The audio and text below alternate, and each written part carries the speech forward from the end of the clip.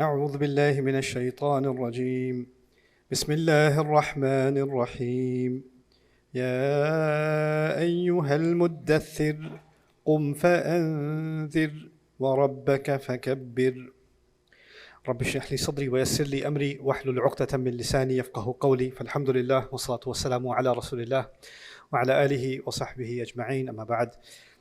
Inshallah, my intention over the next 3 weeks, so this today and then next Tuesday and the Tuesday after that, inshallah ta'ala, is to try to go over a very important section of the Quran, a very small group of ayat that belong to Surah Al-Mudaththir. So I'll be talking about from ayah number 1 all the way to ayah number 7 over the course of these 3 weeks, inshallah. And some of you saw a flyer or an advertisement for this program, and it was called The Integrity of the Message. So I want to give you a little bit of an introduction of why I chose this part of the Quran to talk to you about.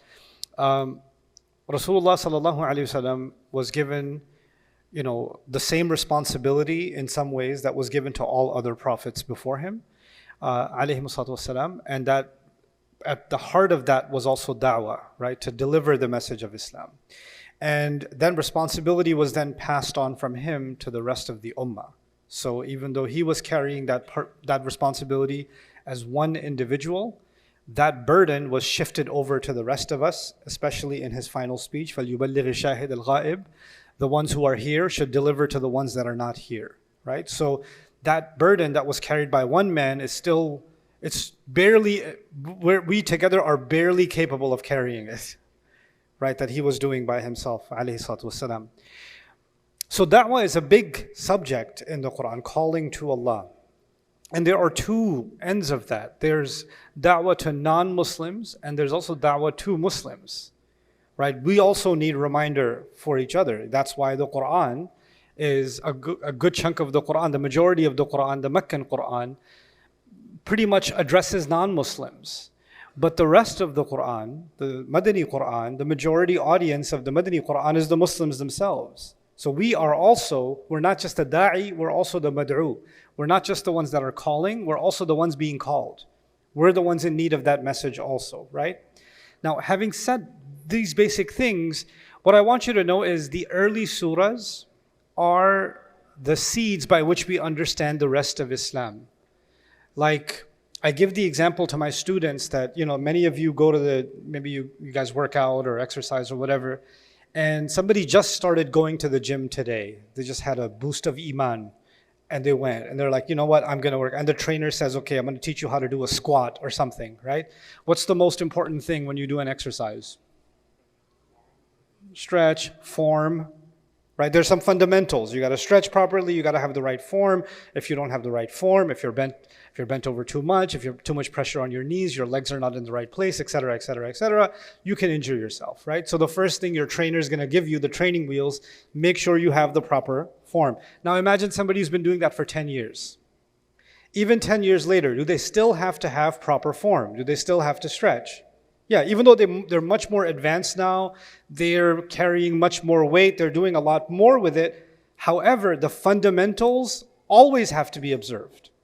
And even the seasoned trainer or trainee that's been doing this for years, one day they don't think about it too much, or they're careless and they lose the fundamental form that they learned on day 1 10 years ago. What happens after 10 years?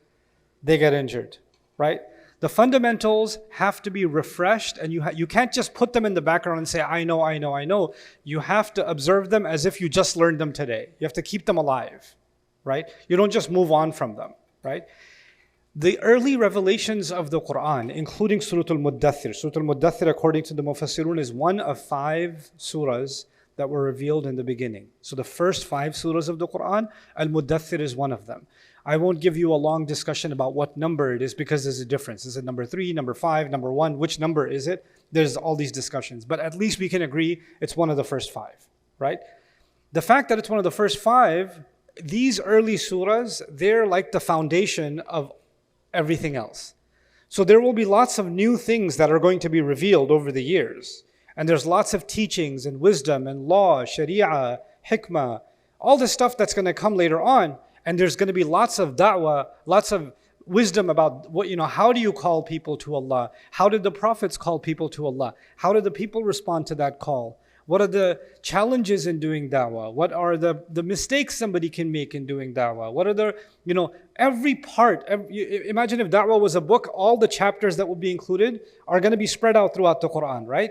But in the early surahs, Allah will give, especially Al-Mudaththir, Allah gives us the summary of everything He's going to teach in the rest of the Quran when it comes to da'wah. And He does that in the first 7 ayat. So if you want to know, hey, what does the Quran have to say about da'wah? I would argue before you go anywhere else, start here and then go everywhere else. Start here, because these are the fundamentals. This is going to be there all the time. And if you don't get your fundamentals right and you want to go straight to the advanced stuff, you're going to mess up somewhere. Something's going to be off, right? That's why I wanted to have us understand this. And this is not just for people who do da'wah. Like I said, all of us, in a sense, are doing da'wah and we're also receiving da'wah.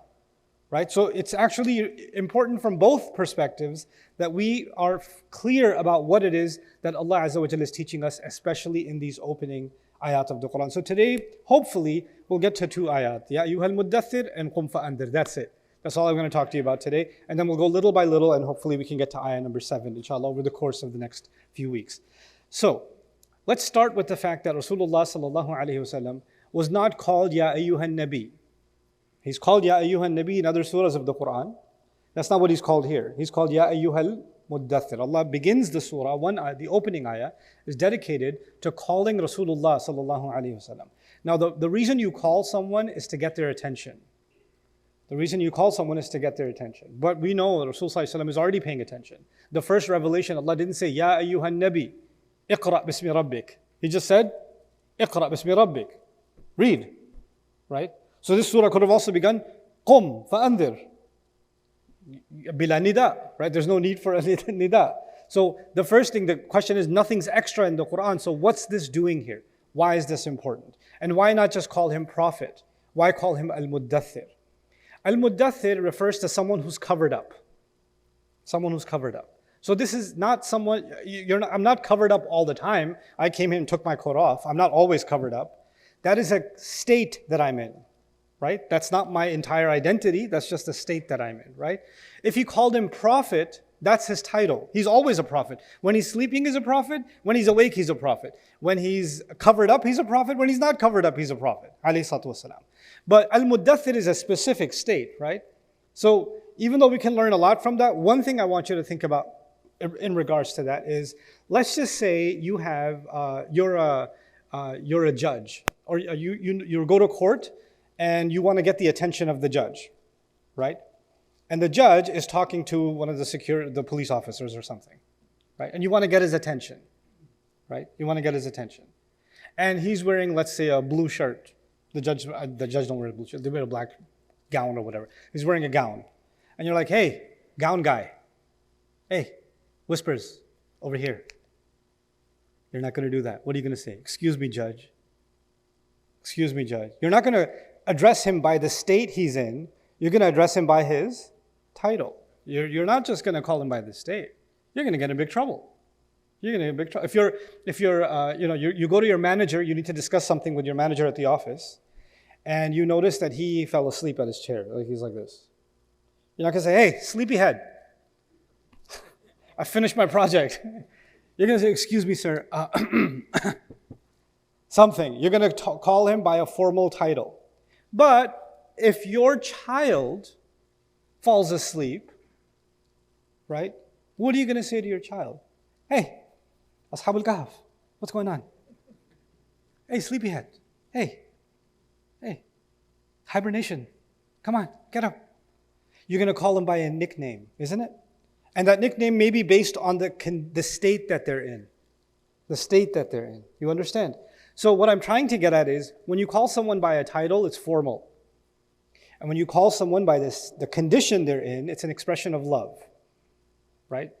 So from the very beginning, we're noticing that Allah is demonstrating a very powerful expression of love between Himself and Rasulullah sallallahu alaihi wasallam, and He wants us to never forget how much love He has for His Messenger sallallahu alaihi wasallam by describing him in that state. Ya ayyuhal mudaththir. So this is one of the things we learn from just this opening title. The surah before this is Al-Muzammil, many of you know. It also has to do with being covered up in a blanket. Al-Muzammil means covered up in a blanket. Al-Mudaththir means covered up in a blanket. But there's a subtle difference between them. Al-Muzammil comes from zamal or zimil in Arabic, which is a heavy burden. And that surah is actually about a heavy burden. Inna sanulki alayka qawlan thaqila. So you're covered in a blanket that is putting a burden on you. It also means, it's another indication that he is actually carrying a lot of stress, carrying a lot of burdens. And so he's not just burdened by the heavy blanket, he's also burdened in his life with so much responsibility, and that's why Allah calls him Al-Muzammil. But Al-Mudaththir is a different word. Al-Mudaththir is actually, it has to do with being covered up and covering yourself up from outside elements. Like for example, if a sword is kept inside the scabbard, in the cover, and you don't take it out for a long time and it gets rusty on the inside, the metal is covered in rusty grains, that sword becomes dathir. That's what they call it, dathir. And the Arabs had different level of clothes, especially in the winter. We wear clothes in layers, right?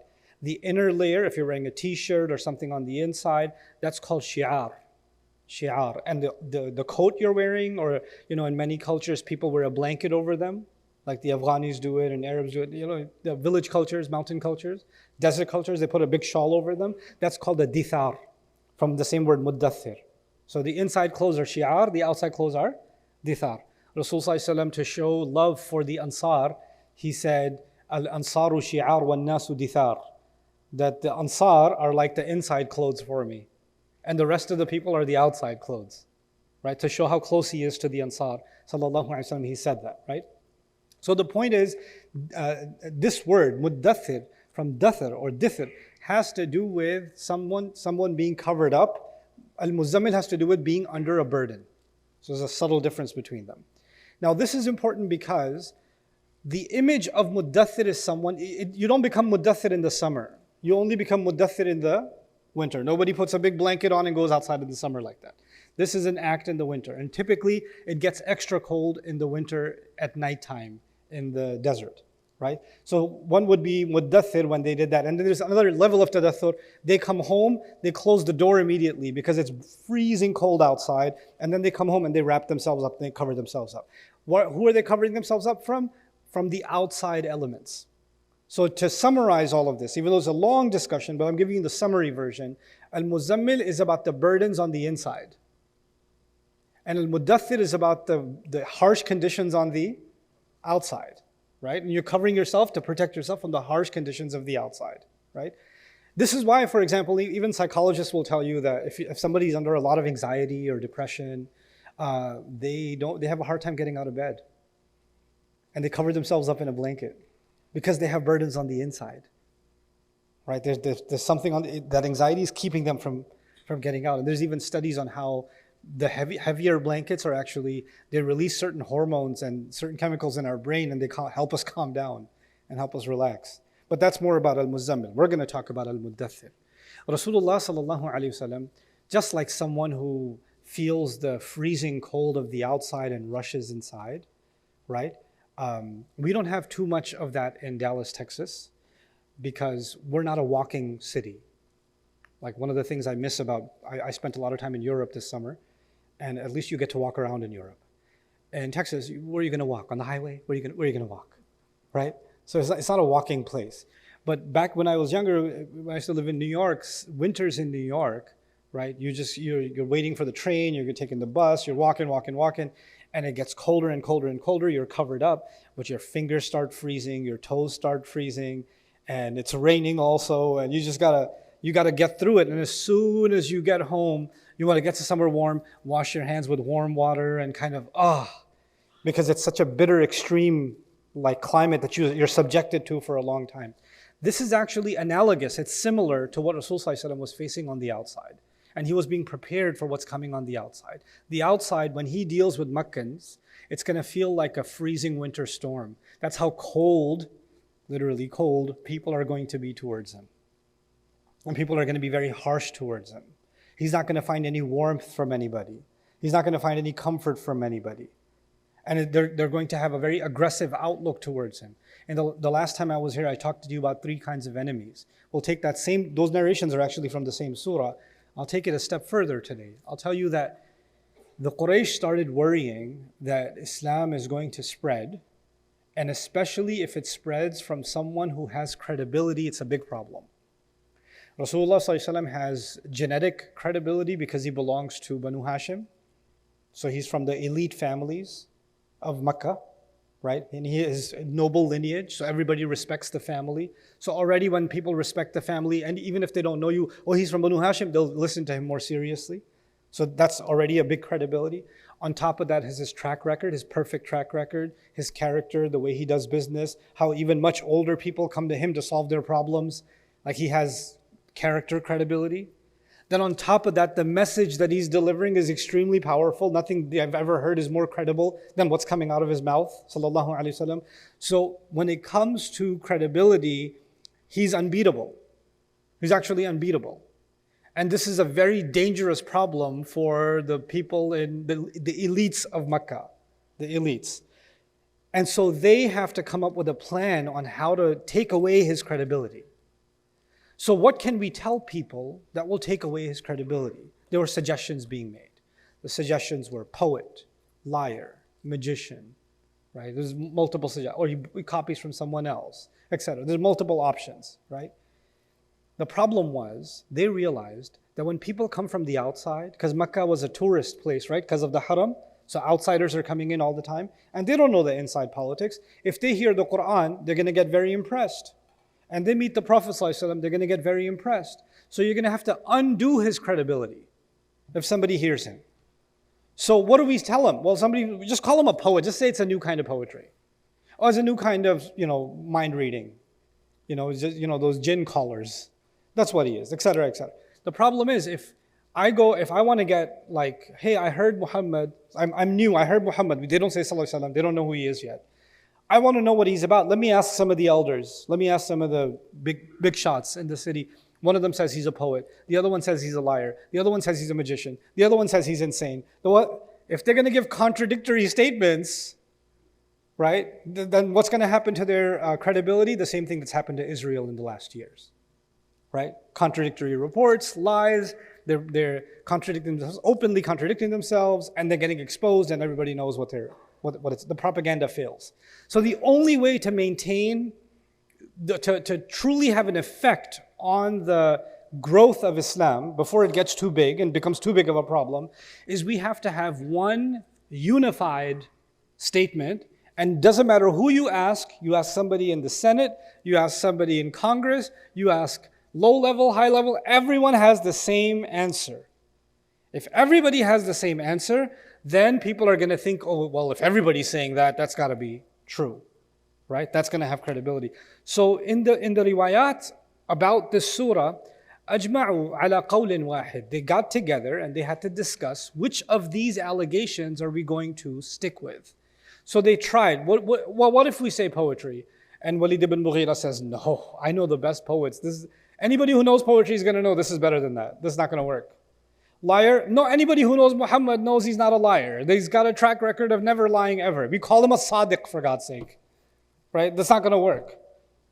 Insane, the things he's saying are too logical and too reasonable for you to call him insane. It would be insane to call him insane. That's not going to stick. Now they tried these already, some of these, but now the problem has escalated, so they have to retire some of these propagandas and stick to the final version.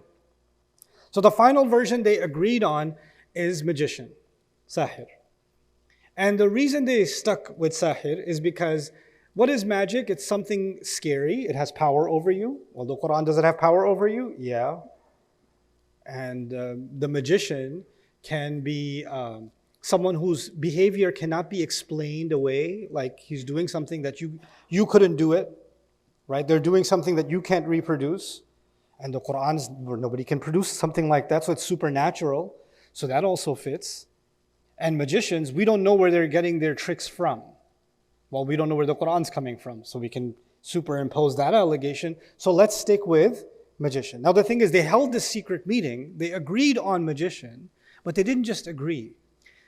When people in that kind of level of power and money, when they agree on something, they don't just keep it to themselves. They say, now, it's not just us that's going to say magician. I want every man, woman, and child in Makkah, the moment they hear Muhammad, what word should come out of their mouth?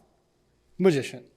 I want to spread this. I want to put meta tags on this. I want to create a hashtag out of this. I want to put, SEO promotions behind this. I want everybody to hear. The branding should be Muhammad Magician, Muhammad Magician. And that should flood the entire city of Makkah. This is completely flooded. So it's not like when the Prophet ﷺ is talking to Abu Jahl or Abu Lahab or Walid, or then he hears magician. He's going to hear that allegation from everybody. Now Rasulullah ﷺ is one man. He's been given a responsibility to give this message. He goes out there, oh, here's the magician. And there's a whole mob of people drowning out what he's trying to say. He's trying to give people Quran, and they're constantly bombarding him with this overwhelming attack on the integrity of his message, right? It's like someone walking out of their house and they get hit with a blizzard. And everybody's just attacking. And you just come home exhausted and you just want to cover yourself up. You understand where I'm going with this? So when Allah said to Rasulullah, Ya ayyuhal mudaththir, it's almost as if Allah is saying, I understand why you're covered up. I know that was harsh. I know that was relentless. I know that came from all sides. Doesn't matter which way you turned, the storm was there. Doesn't matter which way you turned, the blizzard was harsh. And it was hitting you from ways you couldn't imagine. It's constant and relentless. Overwhelming. There's so many and you're only one. But I need you to take that blanket off. Qum, get up. Ya ayyuhal mudaththir, qum. Rise up. What a powerful thing to say. It's as if, he's being bullied, he's being overwhelmed, he's being attacked, he's being, buried under negativity. And in the middle of all of that, Allah Azza wa Jalla tells him, rise up, stand. This is a powerful message to describe the nature of the Quran and the believer in the Quran also. The first true believer of the Quran is the Messenger of Allah himself, sallallahu alaihi wasallam.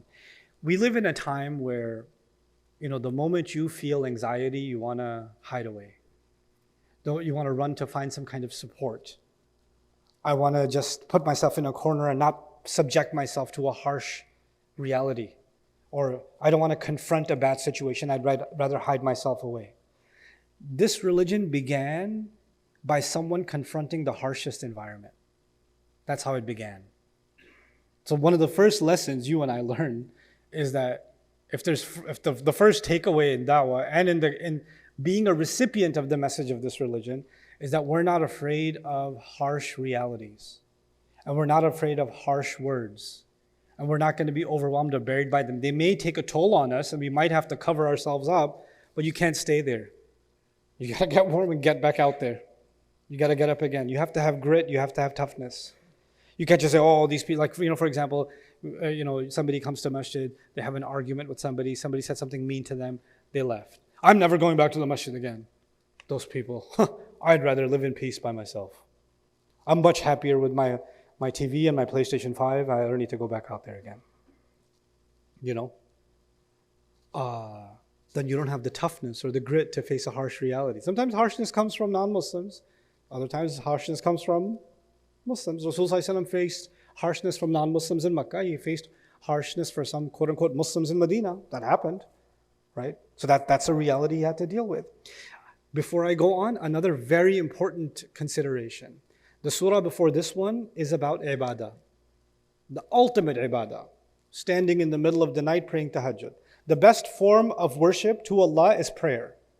And the best time of that prayer is tahajjud. So the best of the best act to get close to Allah is in the previous surah.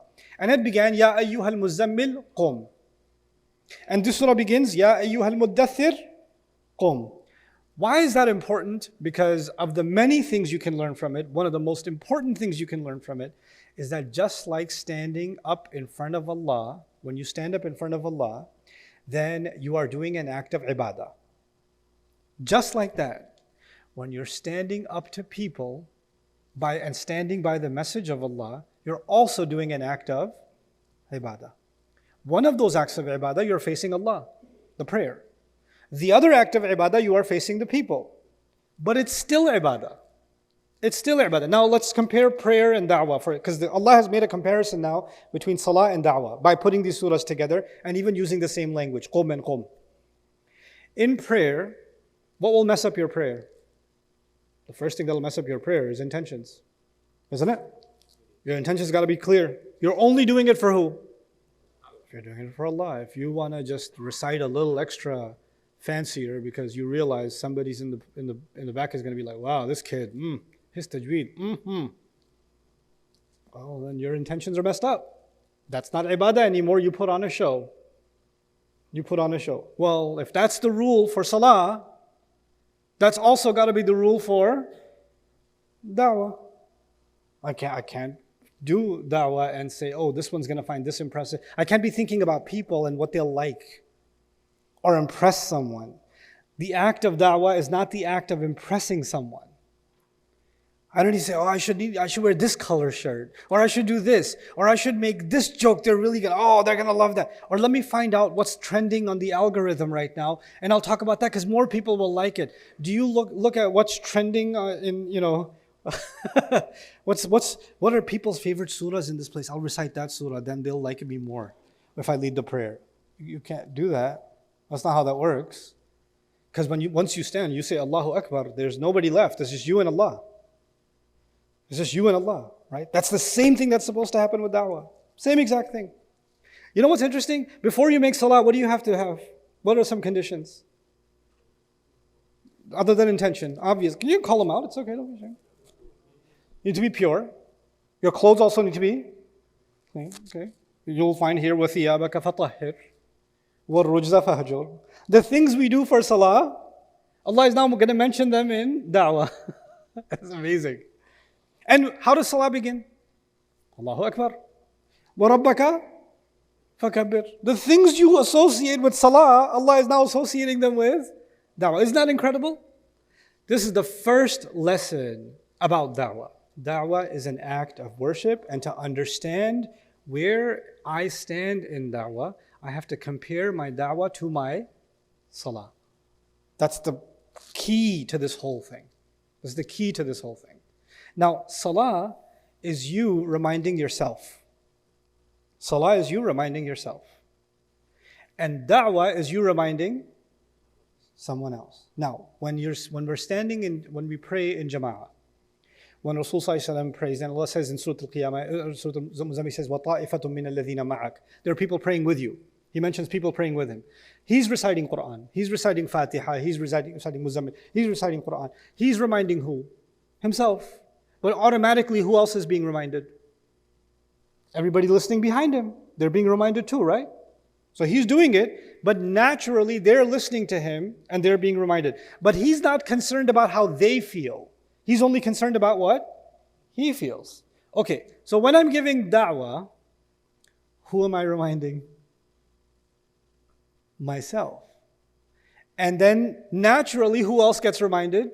Anybody who hears it. But my concern is not my impact on them. My primary concern is my impact on myself. I'm unconcerned with the people praying behind me. I don't read, some ayah of the Quran and it brought me to tears, and then I stop and I say, by the way, guys, did you cry with that one too? That was pretty good. Okay. You're doing good. Okay. Allahu Akbar. You don't do that. You don't do that. You become unconcerned because you believe what effect that salah will have. Because there could be somebody praying behind you and they are crying. And there's somebody next to them praying behind you and they're like, this is what ruku is taking forever. And they're right next to each other. They're hearing the same Quran. They have a different reaction to the same prayer. Different reaction to the same prayer. Is that exactly what happens in da'wah also? You could give the same message, and somebody will hear that message and it changed their life completely. And somebody else hears that message and says, who cares? Somebody else says, I don't want to hear it. Oh, can I go now? Same exact thing. This is the power of Ya ayyuhal mudaththir qum. Just some glimpses of that I want you to become mindful of. Then we come to this other piece of the puzzle. I keep calling it da'wah. Rasul Sallallahu Alaihi Wasallam was not told, qum fad'u. Allah didn't say, rise up and invite people to Allah. He didn't say that. He said, rise up and warn. Rise up and warn. Okay, so let's put the painting together. There are people that are threatening him, attacking him, humiliating him. It feels like a storm. Thus he's covered up. Now Allah says, doesn't matter how bad the storm is, take that blanket off and get out there again. And when you get out there again, instead of inviting them, what's the word Allah used? Warn. Warn. So let's analyze the word warn for a moment. Idhar. I won't go into the etymology of it. I'll just explain some basic things to you. When do you warn someone? You warn someone for a number of reasons, not one reason. You could have multiple reasons for warning somebody. A police officer can warn someone and they're actually threatening someone. Stay in the car. I'm warning you, stay in the car. That means if you don't want to get shot, stay in the car. Right? So they're threatening them, scaring them. Right? A judge might say, I'm warning you, that's your last chance. And they're scared. That's takhweef, it's scaring someone. When your child is going too close, you're on the second floor and your baby is going too close to the stairs. And you say, baby, baby, baby, baby. Are you scaring them? You're warning them, but you're not scaring them. You're trying to protect them. You're making them aware of something that's dangerous, right? So there could be a situation when warning someone, the purpose of warning someone is to scare them. That's the purpose. But actually, more broadly, the purpose of warning someone is to protect them. You warn someone to protect them. Even in traffic or any places, you see a warning, electricity, active electricity, warning, rocks falling, warning. They're not trying to scare you. They're trying to what? They're trying to protect you. They're trying to protect you. Now, there are other places where they'll give you a warning to scare you, like when I went to Singapore for the first time. And they made the announcement on the plane. I was traveling with a colleague, and they made the announcement on the plane, welcome to Singapore, da-da-da-da-da. If you are carrying illegal drugs, you will be given the death penalty. Enjoy your stay in Singapore. I had a bug spray on me, like a mosquito bug spray. And I was like, I don't know, I'm not taking any chances. I put it in my friend's bag.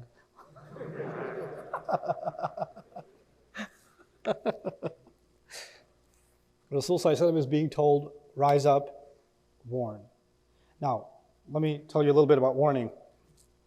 Human beings, generally, the default, there's exceptions. Generally, human beings don't like warnings. We don't like them. We find them offensive. Hey, I don't think what you're doing is good. I think, bro, I think you need to make a change. Yeah? I need to make a change? I'm going to go change your face. You don't want to hear it. Warnings can scar the ego. Warnings can make someone defensive. Warnings can make someone say, who are you to warn me? Who are you? I shall listen to your warning? So warnings are not gentle. And warnings can only happen when you give someone a harsh reality check. Otherwise, you can't warn them. You can't tell someone to slow down unless, hey, you're speeding. It's illegal. Slow down. You can't say, I just want to remind you that there are benefits. No. You just slow down, bro. You can't be wishy-washy about a warning. You have to be direct. And the more direct you are, the more chances are that someone listening to you is going to become upset. Let's go back a little bit. A poet. Is he there to warn or entertain?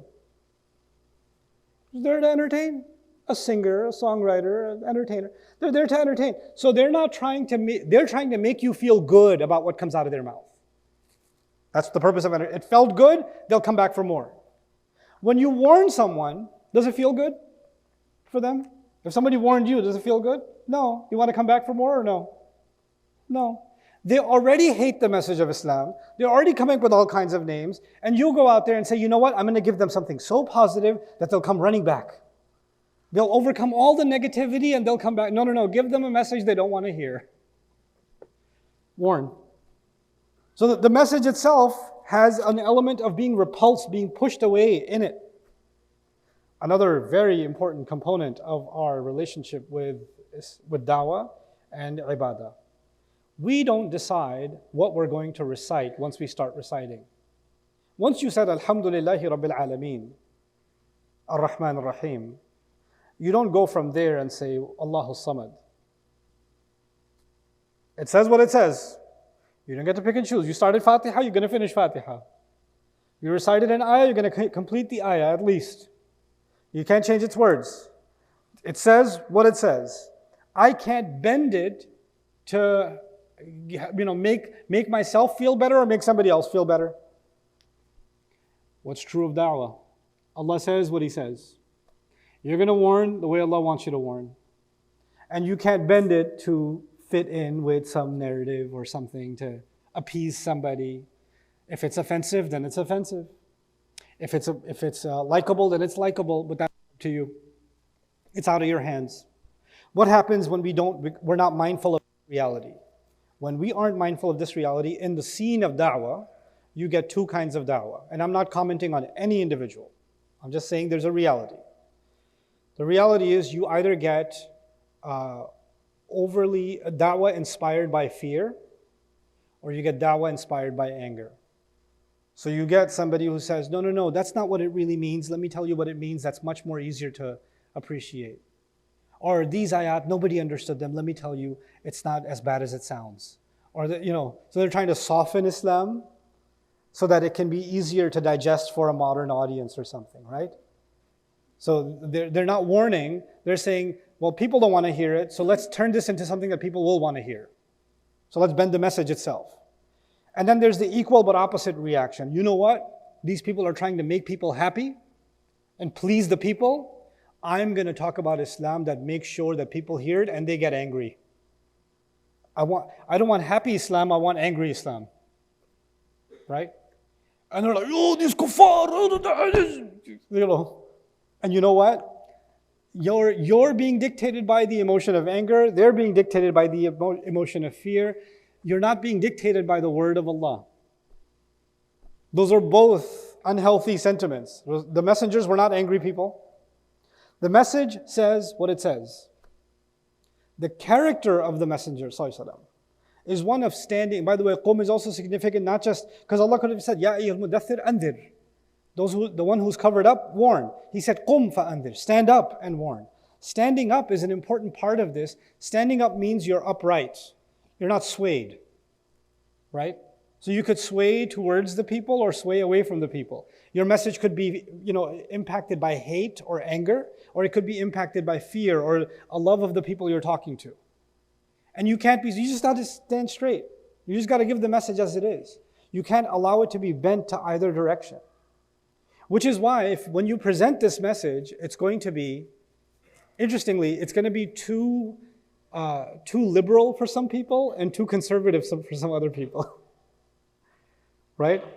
It's going to be offensive to both sides. Some people just want the strictness, and they'll find, why are you talking about a part of the Quran that's soft? Talk about the hard parts. Right?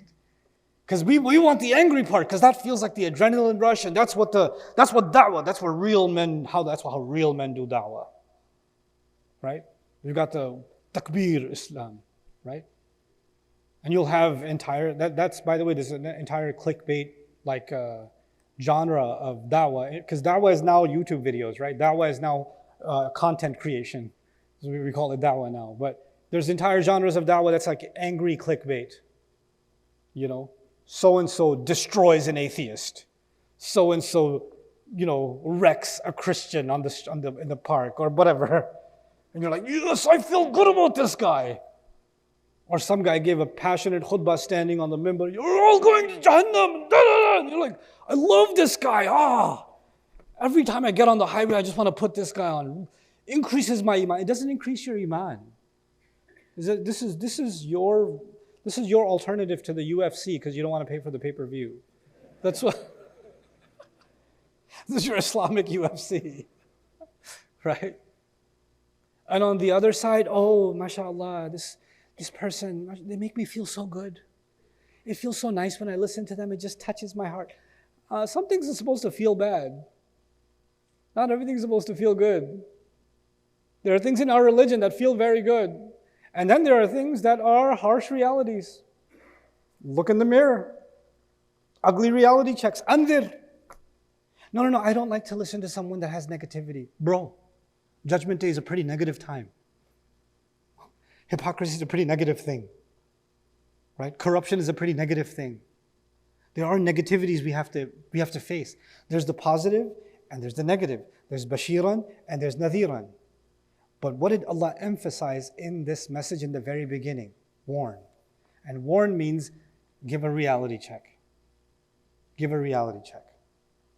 And this is actually the opening. Not only do you have to overcome your own anxieties, you now have to deliver a message with integrity, and you cannot compromise that message depending on what people will say about that message. I've been in this space a long time. This is the last thing I'll share with you today. I've been in this space a long time, and one of the craziest things that I've experienced, is I meet with scholars behind the scenes. Scholars, researchers, writers behind the scenes. Not when they're on stage, not when they're in front of people, when we're in a living room together, when we're backstage together. And they'll share some things they're researching, they're studying, they're discovering, and they're writing about it. I was like, you haven't published this. He goes, you crazy? I want to publish this, what's going to happen? This group is going to come after me. That group is coming after me. If I talk about this, then they're going to... I was like, but you're presenting your arguments. Maybe you're wrong, but you're presenting what you believe to be true. Let that be known that you're being honest about what you actually believe and why you believe it. No, the backlash is too much. There's too much of a storm outside. I'd rather stay covered up. You get what I'm saying? You get what I'm saying? We've created an environment. We've created a hostility. Forget the hostility from non-Muslims. We've created a hostility within the Muslims that many that believe something, that have come to certain conclusions, are afraid to actually come out and say it because they are afraid of the storm and they'd rather stay within the security of acceptance. Because if Rasul Sallallahu Alaihi Wasallam never opens his mouth, if he doesn't say the things that are going to offend the Quraysh, he will be the golden child. He is the nicest of them, comes from a great family, he's suited for leadership. I mean, life is going to be good if he just keeps his mouth shut, right? And the moment he opens his mouth, he loses his family connection, he loses his position in that society, he loses all respect from the people he was doing business with, he gets boycotted by everybody, and the entire society is not cyberbullying, actual bullying him, all at the same time. He's going to put himself in the eye of the storm if he just opens his mouth about what he believes. Sallallahu Alaihi Wasallam. What are we learning from that? It's nice to recite it, but when you live by that, right, and say, you know what, if I believe something, I'm going to be honest about it. If I believe something, and here's the truth that I'm unlike Rasulullah Sallallahu Alaihi Wasallam, who has the word of Allah, he's there to correct humanity. I can come to a conclusion and I could be 100% wrong. That's very possible. Because I'm a human being. I'm trying to study, trying to learn this religion to the best of my ability, but I'm a human being in the end. Me, my colleagues, my friends, we could come to the wrong conclusion. But you know what? If you're afraid of the wrong, at least I can be honest and say, this is what I've concluded so far, but I'm no prophet. I don't have revelation. I just have the best of my understanding so far. And I can be open to being corrected. I can be open. That's the difference between us and prophets. But that doesn't mean that we hide what we think or hide what we know. We have to be honest about what we know. May Allah Azza wa Jal make us people that speak with integrity and are not bullied or afraid or overwhelmed by the pressures that may come from the outside, and that we're able to be honest about the word of Allah for what it says without consideration of ramifications. So this was a little bit of the first two ayat, inshallah. In the next session, we'll talk about the next three ayat next Tuesday. بإذن الله بارك الله لي ولكم في القرآن الحكيم ونفعني وإياكم بالآيات والذكر الحكيم والسلام عليكم ورحمة الله تعالى وبركاته. إن الله وملائكته يصلون على النبي يا أيها الذين آمنوا صلوا عليه وسلموا تسليما